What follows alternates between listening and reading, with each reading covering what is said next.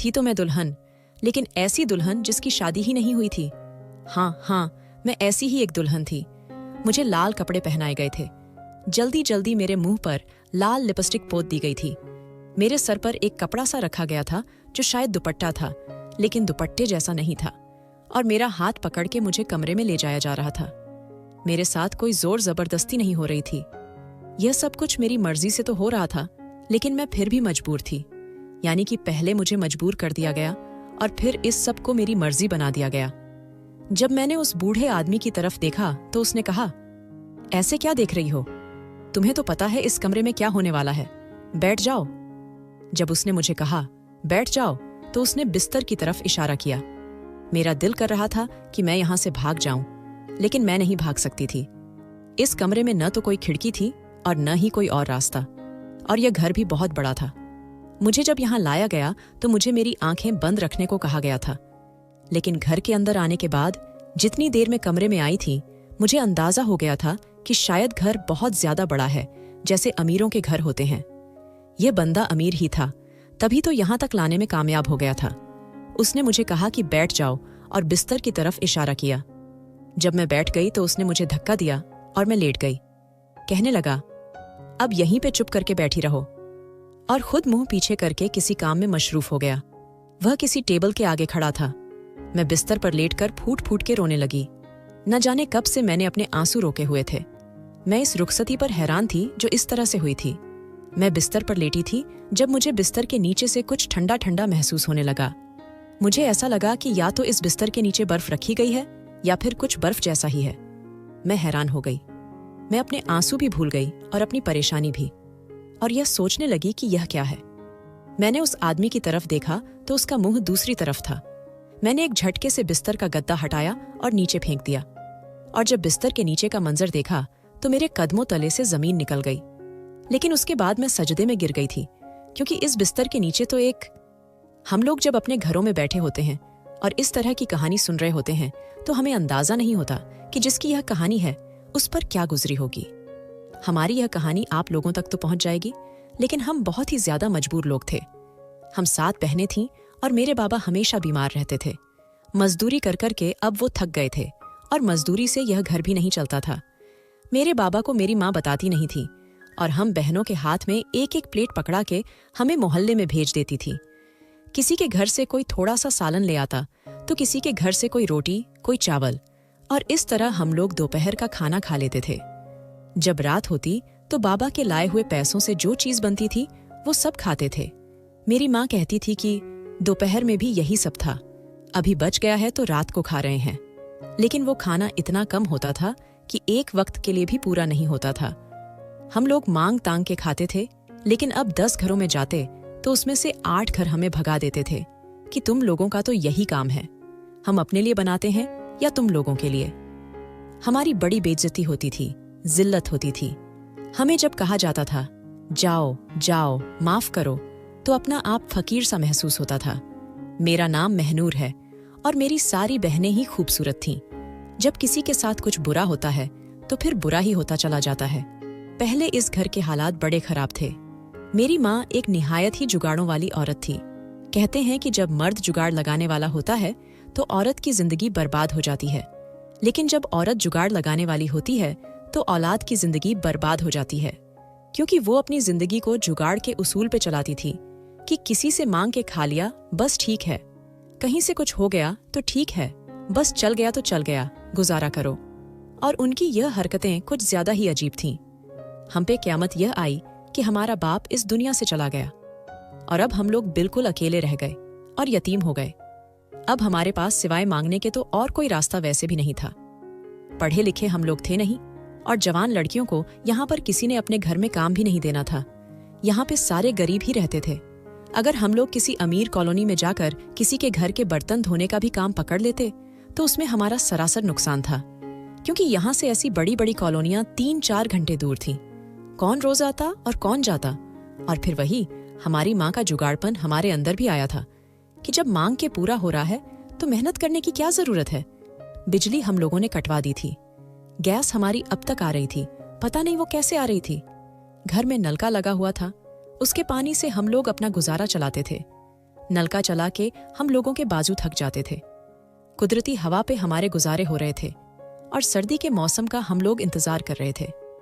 खाना पीना मांग के खा रहे थे, लेकिन किसी ने यह न सोचा कि मकान मालिक को क्या जवाब देंगे, क्योंकि उसने तो किराया लेने के लिए आ जाना था। वही बात हुई कि जब 2 महीने का किराया नहीं गया तो वो हमारे घर आ गया। उसने कहा कि मैं तो अब यहाँ बैठा हूँ, किराया लेकर ही जाऊंगा। उसको इतनी हया भी नहीं आई कि इस घर में कोई मर्द नहीं है। वो हमारे घर के आंगन में आके बैठ गया। उसने कहा कि 2 महीने का किराया तो आपने पहले नहीं दिया हुआ था और आज भी 19 तारीख है। अब मैं नहीं आता तो क्या करता? आपको पता है कि आपके किराए से मेरा घर भी चलता है। मेरे पास भी कोई इतने पैसे नहीं हैं।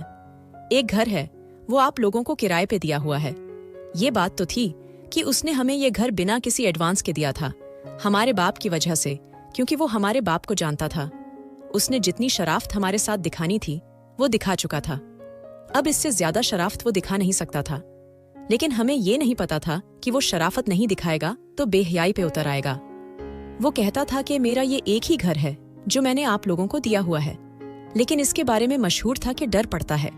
इस आदमी के बहुत सारे कारोबार हैं, ये बड़ा अमीर आदमी है।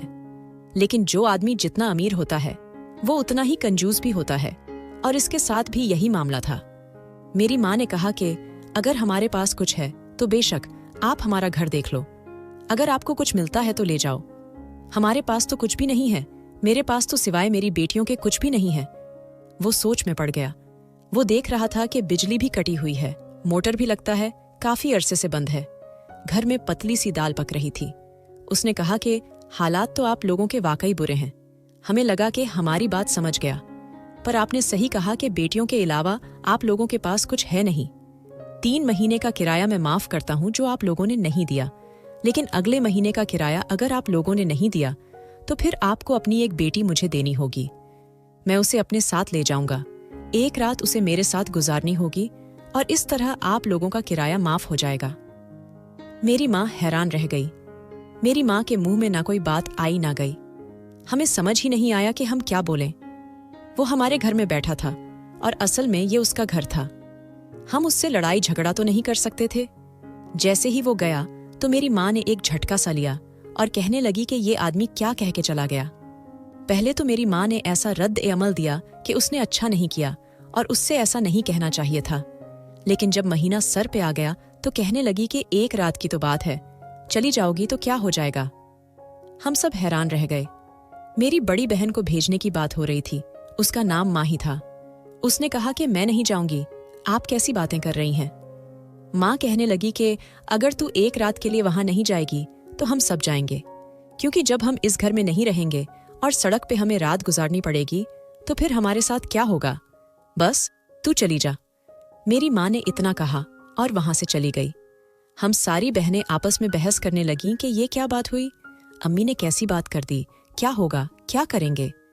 लेकिन वही बात हुई कि वक्त आ गया और हमें माही को भेजना ही पड़ा, क्योंकि हमारे पास और कोई रास्ता नहीं था। उसने एक रात का कहा था, लेकिन वो 1 हफ्ते के बाद आई। जब हमने उसको देखा तो वो बिल्कुल नॉर्मल थी। हमने उससे पूछा कि तू ठीक तो है, क्या हुआ तेरे साथ? तो कहने लगी कि जो भी हुआ मैं बताना नहीं चाहती हूँ। उस आदमी ने मुझे मना किया है। उसकी हालत अच्छी लग रही थी, 1 हफ्ते में ही उसकी सेहत कुछ बेहतर लग रही थी। लगता था उसे वहां पे अच्छा खाना मिलता रहा था। उसने मेरी माँ के हाथ में 10,000 रुपये भी रखे और कहा कि ये भी उसी ने दिए हैं। मेरी माँ कुछ नहीं बोली और फिर ऐसे नॉर्मल हो गई जैसे कुछ हुआ ही नहीं। इस 10,000 रुपयों से हमारा महीना तो गुजर गया, लेकिन महीना गुजरने में देर कहाँ लगती है। इसी तरह अगला महीना आ गया। मेरी जो माही से छोटी वाली बहन थी, जो मुझसे तो खैर बड़ी ही थी, वो बहुत ज्यादा गुस्से वाली थी। उसने कहा कि मैं तो कभी नहीं जाऊंगी जब तक मुझे ये माही नहीं बताती कि वहां पे हुआ क्या। और माही अपनी जुबान नहीं खोल रही थी। वो कह रही थी कि मैं नहीं बता सकती। अगर उसको पता चल गया कि मैंने ये राज बाहर निकाला है तो वो हमें इस घर से ही निकाल देगा और इस तरह से भी काम नहीं चलेगा। मेरी गुस्से वाली बहन बार बार कह रही थी कि जब तक तू मुझे बताएगी नहीं, मैं नहीं जाऊंगी, चाहे तुम लोग सड़क पे आ जाओ। लेकिन फिर वही बात की औलाद से अपनी बात मनवानी हो तो उनको इमोशनल ब्लैकमेल कर लो, जिसमें मेरी माँ वैसे ही माहिर थी। उसने अपने आप को पीटना शुरू कर दिया, बहन डालने शुरू कर दिए कि अब क्या करें, कहाँ जाऊंगी मैं इन सब को लेके। तेरे बाप को बेटे की ख्वाहिश थी, बेटे की ख्वाहिश में बेटियां पैदा करता गया, फिर खुद इस दुनिया से चला गया। अब ये भी हमारी मदद करने को तैयार नहीं है। अरे, जब बड़ी बहन ने कुर्बानी दे दी तो तू क्यों नहीं दे सकती? तू भी कुर्बानी दे और हमें इस सब से बचा। वही बात हुई कि मेरी वो बहन भी मान गई, वो भी चली गई। जब इस तरह का मामला होता था तो वो बहन को लेने के लिए गाड़ी भेजा करता था और उसी गाड़ी में वापस भी भेज देता था, लेकिन कहता था कि एक रात और। फिर एक हफ्ते के बाद ये वाली बहन 5 दिन के बाद वापस आ गई थी। जब ये वापस आई तो इसका भी मुंह बंद था, इसने भी कुछ नहीं बताया। और इस तरह से ये लोग अपने मुंह को बंद किए हुए थे कि उनको कोई फर्क ही नहीं पड़ता है। बिल्कुल चुपचाप थी और कुछ नहीं बोल रही थी। उन दोनों की शक्ल इतनी ज्यादा खूबसूरत नहीं थी, लेकिन मेरी जो तीसरी वाली बहन थी वो बहुत ज्यादा खूबसूरत थी और वो बहुत ज्यादा डरी हुई थी। वो कह रही थी कि महीना खत्म होने से पहले ही कुछ ऐसा हो कि ये पूरा मोहल्ला ही खत्म हो जाए। मैंने उससे कहा कि तौबा करो, अपनी मजबूरी और मुसीबत के पीछे बाकियों के लिए क्यों अजाब मांग रही हो। मैंने एक दिन अपनी माँ से कहा कि ये जो इस घर में तमाशा लगा रखा है, अगर बाबा जिंदा होते और तब ये सब कुछ हो रहा होता तो आपको क्या लगता है बाबा को कैसा लगता? वो कहती है कि जाहिर है बुरा ही लगता, और क्या लगता है, तो क्यों ऐसी बातें कर रही है? मैंने कहा तो फिर वो अभी भी तो हमें देख रहे हैं ना, हो सकता है वो कहीं से हमें देख रहे हैं। उनके दिल पे क्या गुजर रही होगी, आप उनकी रूह को क्यों तकलीफ पहुंचा रही हैं? उस आदमी से कहिए कि हम यहां से चले जाते हैं, हम कहीं भी चले जाएंगे, औरतों के किसी सेंटर में चले जाएंगे, वहां जाके रह लेंगे। वो कहने लगी कि तुझे पता है आजकल औरतों के सेंटर में क्या होता है? अरे अपना घर अपना होता है। मैंने कहा कि अपना घर नहीं है, किराए का घर है, और किराए के पीछे हम लोगों को बहुत बड़ी कुर्बानियां देनी पड़ रही हैं। मेरी माँ ने कहा कि नहीं, बस जो चल रहा है चलने दो। मुझे गुस्सा आ गया। मैं अपनी माँ से बदतमीजी नहीं करना चाहती थी, मैं कोई बदतमीज लड़की नहीं थी, और मेरी माँ ने मेरी ऐसी तरबियत भी नहीं की थी। पर मैंने कहा कि अच्छा ठीक है, जो चल रहा है उसको चलने दें। अब इसके बाद जो सिला की बारी है वो कितना डरी हुई है ये तो आपको पता है, और उसके बाद मेरी बारी है। लेकिन आप मुझे एक बात तो बताओ कि आपकी सिर्फ 7 ही बेटियां हैं। 7 महीने तो गुजर लेंगे आप, उसके बाद क्या करेंगे? खुद जाएंगी। जब मैंने ऐसा कहा तो मेरी माँ ने मेरे मुंह पे थप्पड़ मार दिया और कहा कि तू कितनी बदतमीज और बेशर्म हो गई है, आइंदा मेरे सामने ना आना। दिल तो करता है कि सिला की जगह तुझे भेज दूं, लेकिन वो तेरे से ज्यादा खूबसूरत है। निकल जा यहां से और अपनी शक्ल ना दिखाना मुझे। मैं कमरे में आ गई और मैंने रोना शुरू कर दिया। सिला को पता था कि मैं उसके लिए ही जंग लड़ने गई थी। कहने लगी कि छोड़ो ना, जो होना है हो जाए, क्या कर सकते हैं। मैंने माही और अपनी दूसरी बहन की तरफ देखा और मैंने कहा कि असल में ये दोनों हमारे दुश्मन हैं, जो हमें ये बताने को तैयार नहीं है कि वहां पर क्या होगा। वो भी गुस्सा हो गई। उन्होंने कहा कि बता देंगे तो क्या नहीं होगा, क्यों तू किसी ड्रामा की जासूसी औरत की तरह बस ये जानना चाहती है कि क्या होगा। इस बात पे तेरा जरा सा भी ध्यान क्यों नहीं जा रहा है कि चाहे तुम लोगों को पता हो या ना पता हो, जो होना है वही होना है। वो आदमी जरूरत से ज्यादा चालाक है। माही के मुंह से ये बात निकली तो दूसरी बहन ने उसके हाथ के ऊपर हाथ रखा कि और कुछ न बोलना। इसका मतलब कि ये दोनों भी आपस में मिल गई थी। खैर 3 दिन के बाद सिला भी चली गई, और जब वो वापस आई तो उसकी हालत पहली 2 बहनों जैसी नहीं थी। वो बहुत ज्यादा रो रही थी और बहुत ज्यादा डरी हुई थी, और उसके चेहरे के ऊपर एक जख्म भी लगा हुआ था। मैंने कहा कि क्या हुआ तुम्हारे साथ, ये जख्म कैसे लगा, बताओ मुझे। जिस तरह से वो गई थी और अपने दिल की हर बात मुझसे कर रही थी, और मैं उसके लिए जंग लड़ रही थी, और मैंने अम्मी से उसके लिए थप्पड़ भी खाया था। मुझे उम्मीद थी कि वो मुझे जरूर बताएगी कि बात क्या है और वहां पर क्या मामला है, लेकिन उसने भी अपना मुंह बंद कर लिया और मुझे बताने से इनकार कर दिया। उसने कहा कि ये जख्म तो मुझे मेरी अपनी वजह से लगा है, तुम परेशान मत हो। अब मुझे इन तीनों पे गुस्सा आ रहा था। वो आदमी इन लोगों के ऊपर क्या जादू कर रहा था, उनको क्या घोल के पिला रहा था कि जब ये वापस आती थी तो इनकी जुबान ही बंद हो जाती थी। बंदा सोच में पड़ जाता था कि ऐसा भी क्या था। ये तीनों हमारी बहनें थीं, हम लोग एक ही माँ से जन्मी थी। बहनों में तो कोई राज नहीं होता, वो तो एक दूसरे को हर बात बता देती हैं। फिर ये इतनी बड़ी बात हमसे क्यों छुपाई थी? सिला थोड़ी सी मासूम भी थी और बेवकूफ भी। जब मैंने उस पर ज्यादा जोर डाला तो उसने कहा कि देखो, जो भी होगा ना वहां पर उतना बुरा नहीं होगा। बस उसने इतना कह दिया और मैं हैरान रह गई कि एक आदमी हमारे घर आके हमारी बेटियों पर नजर रख के गया है। उसने कहा है कि आपकी बेटियों के अलावा आपके पास कुछ है नहीं। आपकी बेटियां बड़ी खूबसूरत हैं और मुझे आपकी बेटी एक दिन के लिए चाहिए। और इसका क्या मतलब हो सकता है? वो क्या वहां बिठा के हमारी पूजा करेगा? लेकिन सिला ने कोई जवाब नहीं दिया, फिर से अपनी जुबान बंद कर ली। मैंने पूरे महीने में उससे कई दफा बात उगलवाने की कोशिश की, पर मैं कामयाब नहीं हुई। बातों बातों में मैंने उस पे सारे तरीके आजमा लिए, पर उसने मुझे कुछ नहीं बताया। मैंने उस आदमी का पीछा करने के बारे में सोचा। वो इस मोहल्ले में बहुत आता जाता था। हमें लगता था कि ये मोहल्ले में रहता है, लेकिन फिर किराने की दुकान वाले ने बताया कि अभिजीत साहब इस मोहल्ले में नहीं रहते। मैं ये सब कुछ कराने वाले से पूछ रही थी। वह मेरे साथ बचपन में स्कूल में पढ़ता था और फिर मैट्रिक में फेल होने के बाद यहाँ पे काम करने लगा था। इससे मैं ये सब कुछ पूछ रही थी क्योंकि पूरा दिन तो वो मोहल्ले के चौक में खड़ा रहता था। उसे हर किसी के बारे में पता होता था और मेरा शुरू से दोस्त भी था, लेकिन ऐसी वैसी कोई बात नहीं थी क्योंकि उम्र में मुझसे थोड़ा कम था। उसने कहा कि अजीब सा ही आदमी है, इसके बारे में ना पता ही नहीं चलता कि अच्छा आदमी है या बुरा आदमी है। कभी कभी ये खड़ा होके ना किसी फकीर को बहुत सारे पैसे दे रहा होता है। मैंने कहा, बहुत सारे पैसे? उसने कहा, हाँ, बहुत सारे पैसे दे रहा होता है। मतलब कि फकीरों को लोग 5-10 रुपये देते हैं या कोई 20-50 देता है, तो ये फकीरों को 200, 300, 400, 500 भी दे रहा होता है। और कभी कभी ये किसी से 20 रुपये के पीछे लड़ रहा होता है। मैंने कहा, पागल है क्या? उसने कहा, नहीं, पागल तो नहीं है। पागल होता तो इतना बड़ा बिजनेस ना संभाल रहा होता। इसका बहुत बड़ा बिजनेस है। ये बड़ा अमीर आदमी है, लेकिन है थोड़ा अजीब सा, मूडी टाइप का है। इसका पता नहीं चलता कब इसके दिमाग पर क्या सवार हो जाए। और ये जो तुम लोगों से किराया लेता है, अगर ये चाहे तो तुम लोगों से किराया ना ले, लेकिन अच्छा आदमी नहीं है। इस कदर अच्छाई की इससे उम्मीद नहीं की जा सकती है। राम ने कहा, तू क्यों इसके बारे में इतना कुछ पूछ रही है? तेरा इसके साथ क्या वास्ता है? बस किराया दे के बात खत्म नहीं हो जाती? मैंने कहा, तुझे बता नहीं सकती, लेकिन तूने मेरा एक काम करना है। उसने कहा, क्या? मैंने कहा, अगर मुझे कभी तेरी मदद की जरूरत हुई तो तू मेरी मदद करेगा? उसने कहा, हाँ, मैं तेरी मदद जरूर करूंगा, क्यों नहीं करूंगा, बस तू मुझे एक आवाज देना।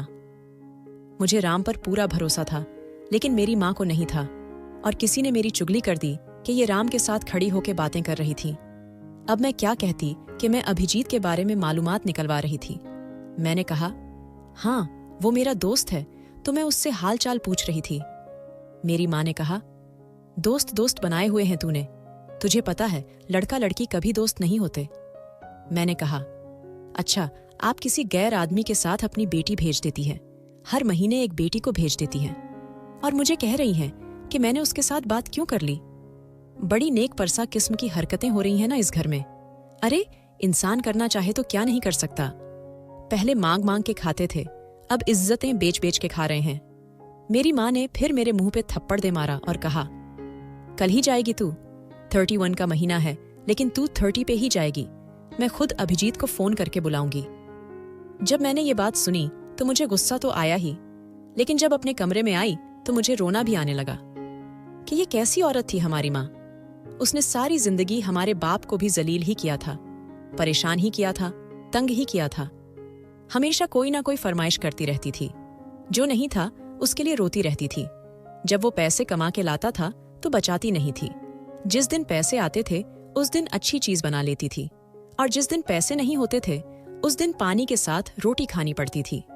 आदमी का काम पैसे कमा के लाना होता है, और औरत का काम उन पैसों को सही जगह इस्तेमाल करना और संभालना होता है।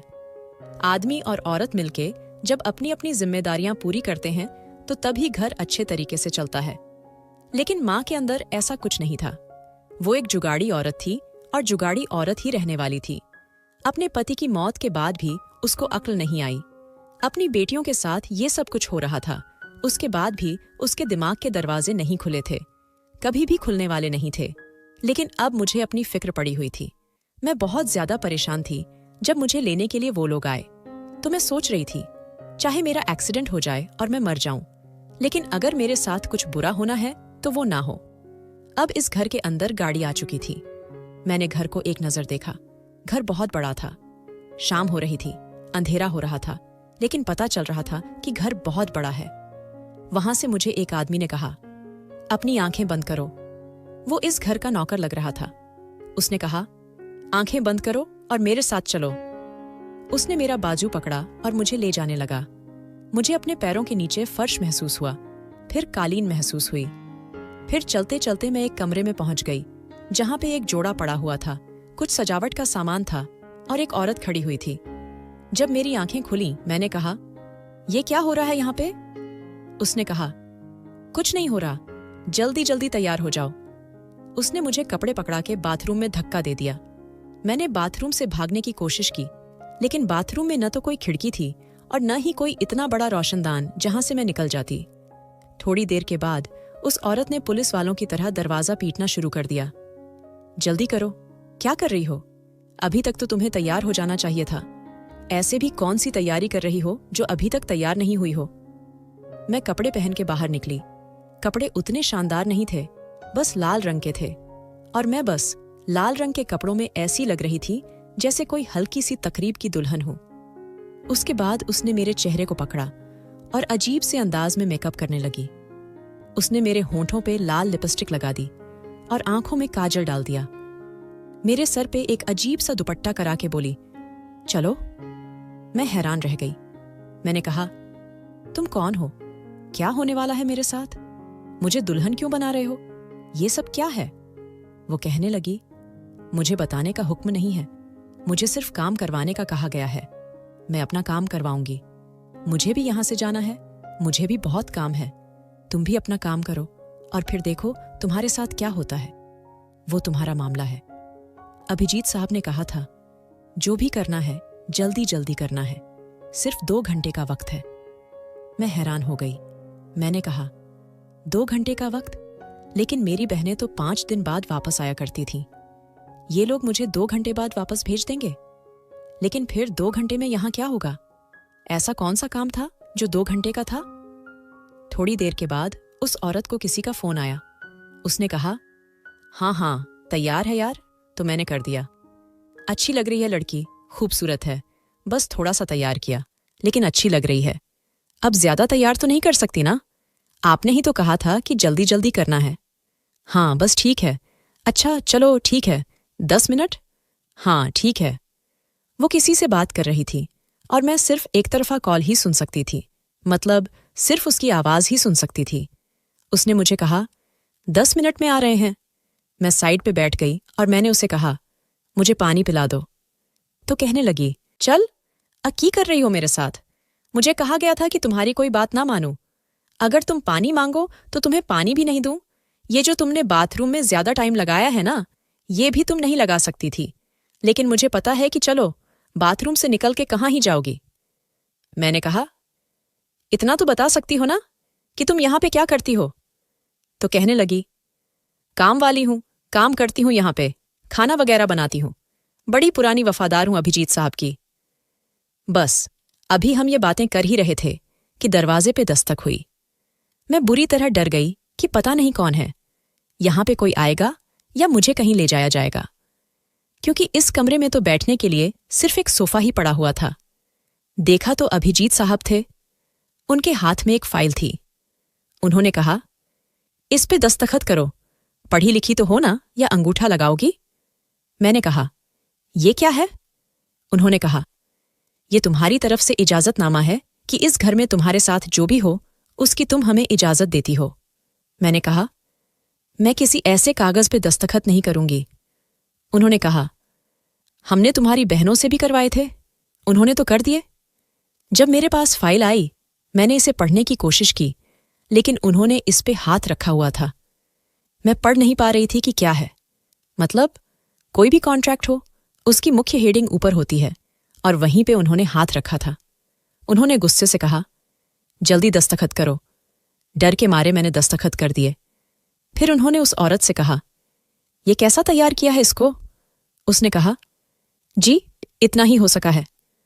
उन्होंने मुझे एक नज़र देखा और कहा, ठीक है, बस इतना चलेगा। फिर उन्होंने मुझे कहा, चलो।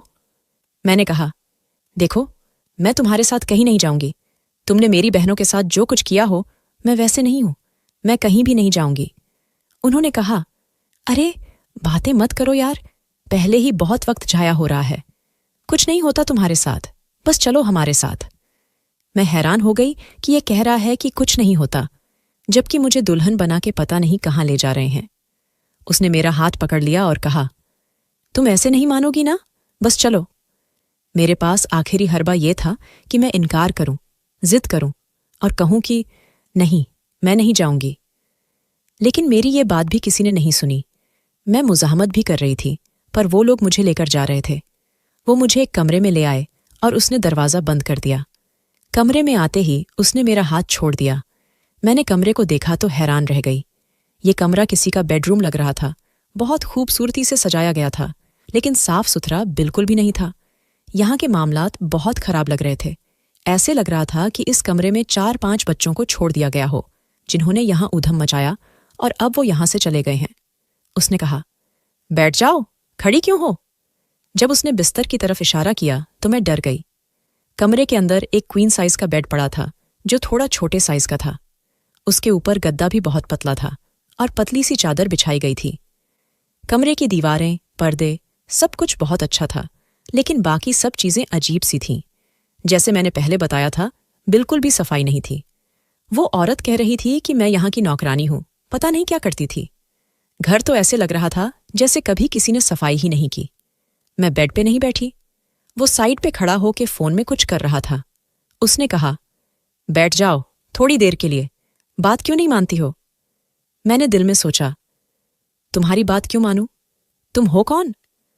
थोड़ी देर के बाद उसको न जाने क्या गुस्सा आया कि उसने मुझे बेड के ऊपर धक्का दे दिया। मैं बैठने के बजाय पीछे की तरफ लेट गई, लेकिन फिर से वो मुंह फिर के खड़ा हो गया और मैं फूट फूट के रोने लगी कि ये मेरे साथ क्या हो रहा है। मुझे छत नजर आ रही थी। छत पे मैंने कुछ अजीब सा देखा। मैं हैरान थी कि छत पे ये किस किस्म के निशान थे। ऐसा कौन कर सकता था? छत के ऊपर बच्चों का जो पेंट होता है वो गिरा हुआ था, और ऐसे गिरा था कि जैसे किसी ने नीचे से उछाल के ऊपर फेंका हो। इतने बड़े कमरे में जहां महंगे काले पर्दे और फर्नीचर रखा गया था, कोई इस तरह की हरकत क्यों करेगा कि दीवारों को गंदा करे? खैर, अभी मैं ये सोच ही रही थी कि मुझे मेरी कमर के नीचे कुछ ठंडा ठंडा महसूस हुआ। मैं हैरान थी कि ये सब क्या है। मेरी कमर के नीचे से मुझे ऐसा महसूस हो रहा था कि या तो मुझे बर्फ की स्लैब पर लिटा दिया गया है या फिर इस बिस्तर के नीचे बर्फ रखी गई है। अचानक से उठ खड़ी हुई। मैं हड़बड़ाकर उठी, लेकिन अभिजीत की नज़र और ध्यान मेरी तरफ नहीं गया। मैंने इस बेड की चादर हटाई तो बेड भी गीला लग रहा था। फिर मैंने गद्दा भी हटा दिया। जैसे ही गद्दा हटाया, मेरे मुंह से चीख निकल गई और मैं पीछे की तरफ जाकर खड़ी हो गई। अभिजीत ने भी इस तरफ देखा और वो भी मुझे बड़ी बड़ी आंखों से देखने लगा, जो इस बेड के नीचे बैठा था और उसके हाथ में एक बर्फ का टुकड़ा था। थोड़ी देर के बाद वो पागलों की तरह हंसने लगा और उसने कहा कि दुल्हन डर गई, दुल्हन डर गई। और मैं हैरान रह गई कि ये कौन है, ये क्या कह रहा है। अभिजीत ने कहा, क्या किया तुमने? क्या जरूरत थी तुम्हें ये कपड़ा हटाने की? मैंने कहा, ये नीचे ये कौन है? उसने कहा, ये बेटा है मेरा, बैठो इधर ही। मैं हैरान रह गई कि इसका बेटा भी है, वो भी एक जवान बेटा, और ये यहां पे क्या कर रहा है? उसने नौकरों को आवाज देनी शुरू कर दी और कहा कि इसे यहां से बाहर ले जाओ। तो मैंने कहा, नहीं, इसे यहां से बाहर नहीं भेजेंगे। आपको शर्म नहीं आती? हम लोग आपकी बेटियों की उम्र के हैं और आप हमारी मजबूरी का फायदा उठा रहे हैं। मेरी तरफ हैरान होकर देखने लगा। मैंने कहा कि तभी आपका बेटा पागल है ना, क्योंकि आप लोगों के साथ इस तरह की हरकतें करते हैं, इसलिए आपके साथ मुखाफात ए अमल होता है। आप एक बुरे इंसान हैं। उसकी आंखों में आंसू आ गए और मैं हैरान हुई कि उसकी आंखों में आंसुओं का क्या काम। ये तो बुरा इंसान ही था। बुरा नहीं होता तो क्यों 4 महीने से हम लोगों के सर पे एक मुसीबत की तरह सवार होता? और उसने मुझे ऐसी बात बताई कि मैं हैरान रह गई। जब मुझे मेरे घर वापस छोड़ दिया गया तो मेरी माँ ने कहा कि लो, ये तो 4 घंटे बाद ही वापस आ गई है। मैंने कहा कि आप क्या चाहती थीं कि सारी जिंदगी वहां गुजार लूं तो ये भी हो जाएगा। कहने लगी कि क्या मतलब? मैंने कहा कि कुछ नहीं। अब मैं आके अपनी बाकी 3 बहनों के पास बैठ गई। उन्होंने कहा कि क्या करवाया गया तुमसे? मैंने कहा कि अब तो मैं तुम लोगों के राज के बारे में अच्छी तरह जान गई हूं। पहले ये बताओ कि तुमसे क्या करवाया गया था। मैंने माही से कहा कि पहले आप बताएं आपके साथ क्या करवाया। उसने कहा कि मुझे कहा गया था कि इस घर में काम करने वाला कोई नहीं है और ये घर काफी अरसे से बंद पड़ा है, इसलिए इस पूरे घर को साफ करो। और मैंने पूरा हफ्ता लगा के इस पूरे घर को साफ किया था। उसने कहा था कि मैं तुम्हारी माँ से बात कर लूंगा और तुम्हारा काम इस घर को साफ करना होगा। कसम से उन्होंने मुझसे इतना काम करवाया कि जितना मुझसे नहीं करवाना चाहिए था, यानी कि एक बंदे का काम नहीं था। पूरा हफ्ता लगा के मैंने इस घर को साफ किया, लेकिन मुझे वहां पे बहुत अच्छा खाना मिला, रहने के लिए कमरा भी मिला। और अभिजीत को तो बस मैंने आते जाते ही देखा ना, तो कोई मेरे कमरे में आया और ना ही किसी ने मुझसे ऐसी वैसी बात की। लेकिन ये जरूर कहा कि ये बात किसी को भी पता नहीं चलनी चाहिए। फिर मैंने सीमा से कहा कि तुमसे क्या काम करवाया गया था? तो उसने कहा कि मुझसे भी इसी तरह के काम करवाए गए थे और मुझे कहा गया था कि किसी को कुछ भी बताने की जरूरत नहीं है, बिल्कुल भी नहीं बताना।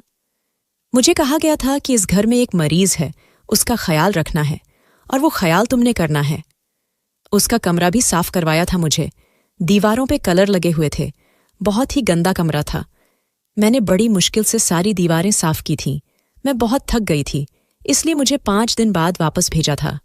लेकिन जिस काम पे ले गए थे वो काम नहीं करवाया था। हम लोग हैरान भी थे और परेशान भी। उसने कहा था कि किसी को दुकान या कान खबर नहीं होनी चाहिए। जब मैंने सिला को देखा तो उसने कहा कि इस घर में एक छोटी बच्ची थी, वो मेरी हवाले की थी और मुझे कहा गया था कि मैंने ही उसकी देखभाल करनी है और हमेशा उससे संभालना है। मैंने कहा कि कितनी छोटी लगती थी? 1-2 साल की होगी। इसी का नाखून लगा था मुझे। वो लोग मुझसे पूछने लगी कि अब तुम बताओगी तुमसे क्या काम करवाया? जब मैंने उनको बताया कि मुझसे क्या काम करवाया था, वो हैरान रह गईं।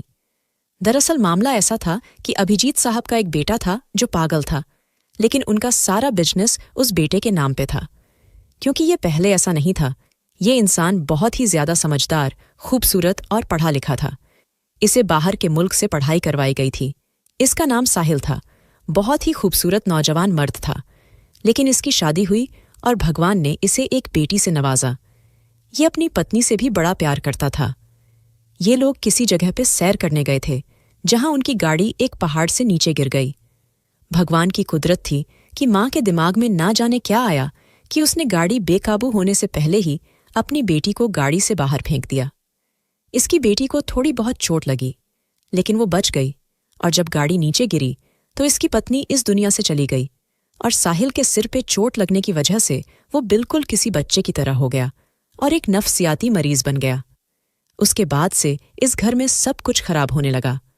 अभिजीत साहब ये बात बाहर नहीं निकलना चाहते थे कि उनका बेटा पागल हो चुका है, क्योंकि उन्होंने अपना सारा बिजनेस और सारी कंपनियां और सब कुछ अपने बेटे के नाम पे बना रखा है। अगर किसी को पता चल गया कि वो तो पागल हो चुका है तो उनके लिए बहुत बड़ा परेशानी बन जाएगा और लोग उनके खिलाफ बगावत में आ जाएंगे और अपने शेयर्स भी कंपनी से निकाल लेंगे कि जब कंपनी का मालिक ही पागल हो गया है तो फिर इस कंपनी के साथ क्या बिजनेस किया जाए। और मेरे साथ ये मामला हुआ था कि मेरी शादी साहिल के साथ करवा दी गई थी, क्योंकि सारी बहनों में मैं ही सबसे ज्यादा समझदार और सब्र शुक्र करने वाली लगी थी, ऐसा अभिजीत साहब ने कहा था। जिस कागज पे मुझसे दस्तखत करवाए गए थे वो कुछ और नहीं बल्कि कॉन्ट्रैक्ट मैरिज थी, जिसपे मुझसे साइन करवा लिए थे। अब मैं साहिल की बीवी थी और इस पूरे घर की मालकिन भी थी। अभिजीत साहब ने कहा कि मैं ऐसे लोगों की तलाश कर रहा था जो मेरी मदद करें इस घर को संभालने में, उनकी बेटी को संभालने में, बेटे को संभालने में और किसी को कानो खबर ना हो। इसीलिए मैंने आप लोगों की मजबूरी से फायदा उठाने के बारे में सोचा, लेकिन मेरी कोई गलत नीयत नहीं थी, मेरा कोई बुरा इरादा नहीं था। अगर मैं आपकी माँ को पहले ही सब कुछ बताता तो वो शायद कुछ और ही कहती, क्योंकि आपकी माँ बहुत ज्यादा चालाक हैं और मैं नहीं चाहता था कि जहां मैं उनकी मजबूरी से फायदा उठाने का सोच रहा हूं वहां वो मुझे मजदूर समझ के मेरी मजबूरी से फायदा उठाना शुरू कर दें। इसीलिए मैंने ये सब कुछ नाटक किया था और आप लोगों को कहा था कि किसी को कुछ नहीं बताना। मेरा एक बहुत बड़ा मामला अटका हुआ है। जब वो ठीक हो जाएगा तो उसके बाद आप लोगों को मैं अपने घर में शिफ्ट कर लूंगा और उसके बाद आप लोगों की जिम्मेदारी भी मैं ले लूंगा। जब मैंने इन लोगों को ये बात सुनाई तो वो सब हैरान रह गईं। उन्होंने कहा कि इसका मतलब कि तू इस घर की मालकिन बन गई और उनकी बेटी की बीवी भी। मैंने कहा कि हाँ, लेकिन वो अपने होश में नहीं है और डॉक्टर ने कहा है कि वो ठीक हो सकता है, उसका इलाज हो सकता है। बड़ी परेशानी थी। हम लोगों के साथ ऐसा मामला हुआ था कि हमें ऐसा लगा था कि हमारे ऊपर बहुत बड़ी मुसीबत टूटेगी और इसकी जगह हमारे ऊपर थोड़ी कम बड़ी मुसीबत टूट गई थी, तो हम लोग इसलिए नॉर्मल होके बैठ गए थे कि चलो खैर है। हम लोग इस घर में शिफ्ट हो गए। मेरी सबसे छोटी वाली 2 बहनों को कॉलेज में दाखिल करवा दिया गया क्योंकि पैसे की कमी की वजह से उनकी पढ़ाई का हर्ज हुआ था। बाकी हम सब ने तो एफ किया हुआ था। सिला बच्ची का ख्याल रखती थी। वो बच्ची उसके साथ खुश रहती थी क्योंकि वो बच्ची उसे अपनी माँ समझने लगी थी। वो भी बहुत ज्यादा खूबसूरत थी, खाना वगैरह बनाती थी और मैं अपने पति साहिल को संभालती थी। वो मुझे अपनी साबिक पत्नी रहा का नाम लेके बुलाता था, लेकिन मुझे फर्क नहीं पड़ता था। मैं उसके डॉक्टर से भी मिली। उन्होंने भी मेरे साथ एक लंबी मुलाकात की और मुझे बताया कि इसे किस तरह से हैंडल करना है, इसे किस तरह से ठीक करना है, कैसे ये नॉर्मल होगा, कैसे सब कुछ ठीक होगा। उन्होंने बहुत उम्मीद दिलाई थी। अभी इस बात को 1 साल हो गया। हम लोग यहीं पे रह रहे हैं और मेरी बड़ी वाली बहन का रिश्ता भी अभिजीत साहब ने करवा दिया है। वो कहते हैं कि सारी जिंदगी तो इसे यहाँ पे नहीं रख सकते हैं, बाकी आप लोग इतने सारे हो कि 1-2 की शादी हो गई तो बाकी मिलकर भी इस घर को संभाल सकती हैं। तो यूं ही अभिजीत साहब को इतना बुरा समझ रहे थे, बेशक अपनी मजबूरी के तहत ही, लेकिन उन्होंने हमारे लिए इतना कुछ कर दिया और वो हमारे सिर का साया बन गए। मैं रहने के लिए अच्छी जगह मिल गई, खाना पीना मिल गया, हमारी शादियां भी करवा रहे थे, हमारी पढ़ाई भी करवा रहे थे। शायद इस सब में सबसे ज्यादा नुकसान मेरा हुआ था, लेकिन वो नुकसान किसी भी वक्त फायदा में बदल सकता था क्योंकि डॉक्टर का कहना था कि साहिल किसी भी वक्त ठीक हो सकता है, लेकिन कब ये किसी को भी पता नहीं। बस इसी उम्मीद पे मैं अपनी जिंदगी गुजार रही हूं। माही की शादी हो गई है और सीमा का भी रिश्ता पक्का हो गया। मेरी माँ को हमने समझाया था कि आपने फिर चालाकी कोई हरकत नहीं करनी और फिलहाल ठीक है, उनका रवैया भी ठीक है। दोस्तों, वीडियो कैसा लगा? कमेंट करके जरूर बताएं। वीडियो को लाइक और चैनल को सब्सक्राइब जरूर करें।